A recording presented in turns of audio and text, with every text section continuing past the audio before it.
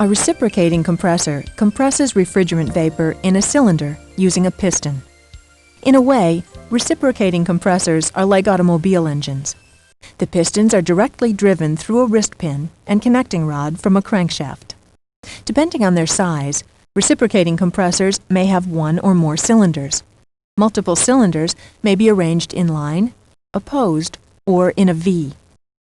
In each cylinder, reciprocating compressors have both a suction valve and a discharge valve.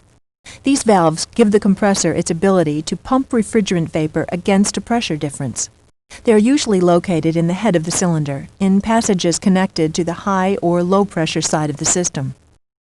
Let's follow the compression process in a single-cylinder reciprocating compressor during one complete revolution of the crankshaft.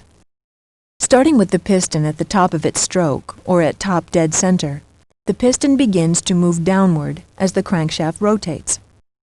Because both valves are closed, the downward moving piston reduces the pressure in the cylinder.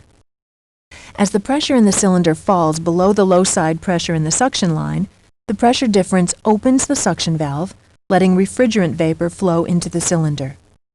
The piston continues down and pulls in more vapor until the cylinder is filled with low-pressure vapor at the bottom of its stroke. Once past bottom dead center, the piston begins its upward stroke. The suction valve closes.